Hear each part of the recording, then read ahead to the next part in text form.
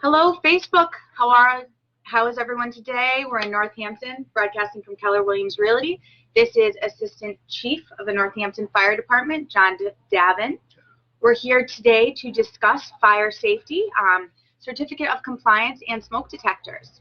Welcome. Thank you. Thanks for having me. Of course, I'm very happy to have him here. I was just explaining to him before we went live how excited I am. Can you please explain a little bit about yourself, introduce yourself and the company that you come from, and how you got into fire safety? Sure. My name's John Davine. I'm the Assistant Fire Chief, Northampton Fire Rescue. I've been with the department now for 20 years, and in my current position as the Assistant Chief, I supervise operations and fire prevention. So I've kind of morphed into that position and taken over as far as supervising fire prevention. Right up our department for today, everything that we're looking to discuss, this is our man. Yeah. Let's get into it. Number one, what is the certificate of compliance from a fire department? So the certificate of compliance is basically a form that we give you once we inspect your home upon the sale or transfer of your home. It is required under Mass General Law, Chapter 148, Section 26F. So we issue that certificate once your home passes the inspection. Very good. And why does a homeowner need one? Well, the homeowner needs one because it's the law, first of all. Yes. And it's there to protect the residents of the home. You know, working smoke detectors save lives. Yeah, certificate of compliance. We want to make sure that your smoke detectors in your home before we transfer the property are working properly. Smoke detectors and carbon monoxide detectors. Can you tell us the difference between a photoelectric and an ionization smoke detector? Yep. So a photoelectric smoke detector uses light to detect smoke and fire, and an ionization detector uses radiation. Mm-hmm. So the photoelectric they found is be a little bit better, recognizing and identifying those small smoldering fires. Yes. That there's more fatal fires. Yes. Because of these small smoldering fires. And they say the ionization smoke detectors are the ones that, like, when you're cooking, steam, and those get set off by the shower, set off by, burning pizza, which I have done more times than I'd like to admit. So, and what type is required for each home?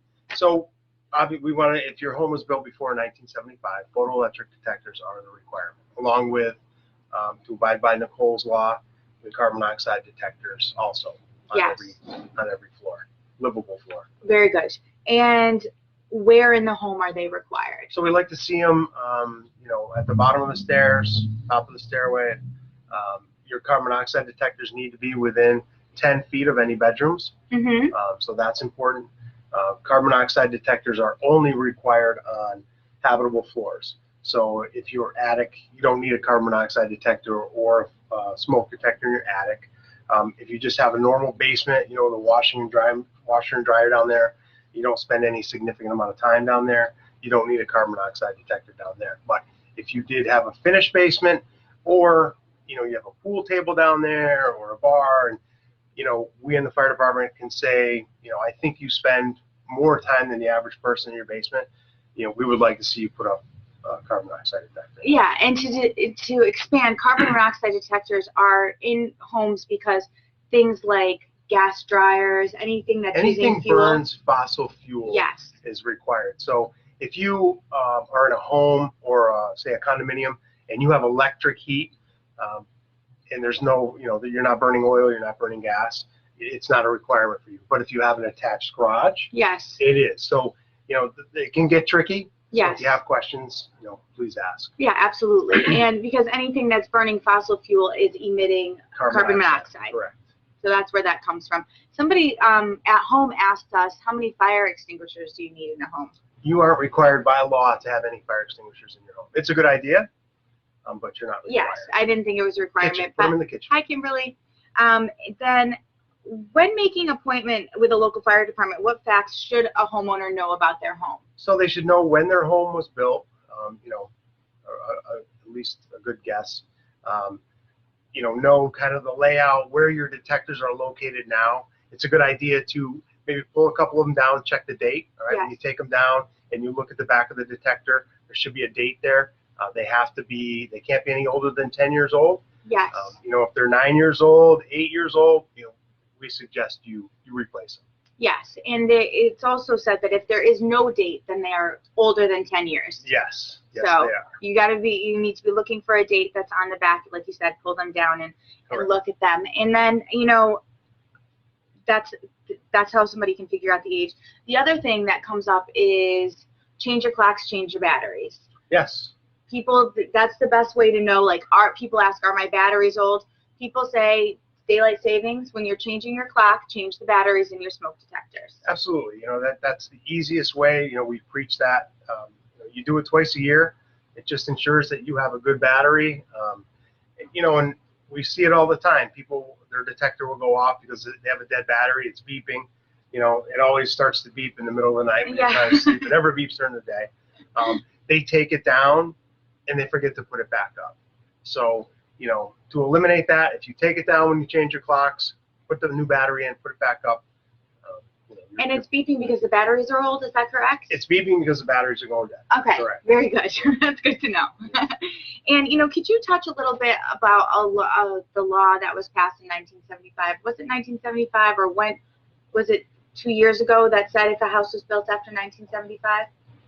As far as... What are the regulations that say that if it's built after, why is 1975 the threshold? 1975, and I don't know off the top of my head exactly why the date 1975 is out there. But in the Massachusetts law, it says that in residents built before 1975 is the law. Yeah. So you need to have your photoelectric detectors. Got it. Up. And then, okay, very good. How long does a smoke and CO alarm inspection take? So, we schedule them in Northampton. We schedule them for every half hour. So the crews will come out. There's usually 2 or 3 of them. 10, 15 minutes probably, depending on the size of the home. Yes. Larger 2-family home could take a little bit longer. But, we give them a half hour to get them done. So that includes travel time back and forth. So it shouldn't take too long. And is the certificate of compliance issued immediately? Yes, we can give it to you right then and there. We have the ability to email it to you. It's up to the choice of the person. Yep. And how much does it cost for a homeowner? So for a single-family home, it's $50 for the inspection, and for a 2-family, it's $100. If you fail the inspection and we have to come back out, there is an additional $20 charge. So we like to see everybody pass the first time. There's smoke alarm requirements that I attach to emails that I send to my sellers when they have a closing date. I send them an email with this link that explains where they need to be and what type of smoke detectors you need in your home. I'm going to attach that to this video as well. But something that the fire department does that I explain to my clients is that they do a pre-inspection. If you're confused about where your smoke detector should go. Yes, if you have any questions at all, please call. Sometimes it's easier for us to just come out to your home, and look and show you and point exactly what you need, where to put them, which ones to buy, instead of, trying to explain it to me on the phone that, I have an L-shaped bedroom that goes upstairs and then downstairs, and it's hard to picture that. So sometimes it's just easier, myself or the fire prevention captain, Andy Felis, or both of us. If it's a larger home, we may both come out. Yeah, and that goes for anything, single family, all the way up through.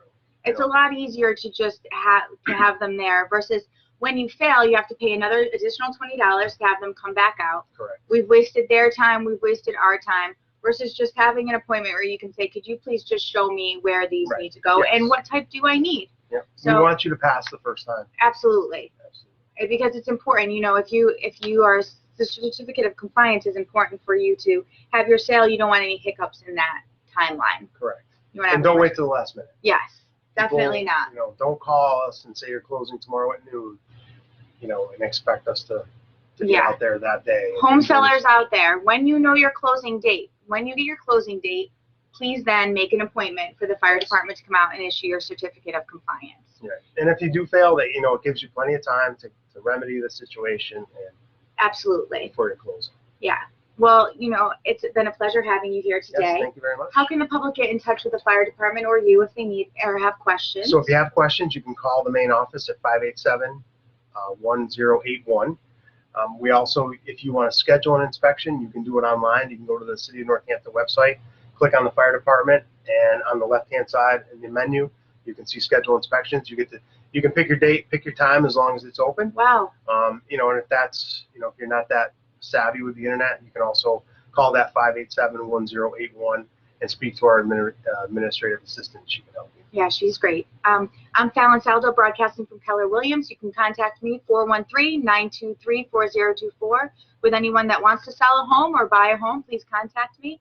Thank you so much for coming in. Thank you for having me. Great. Appreciate it. Thank you. Thank Have you. a great day.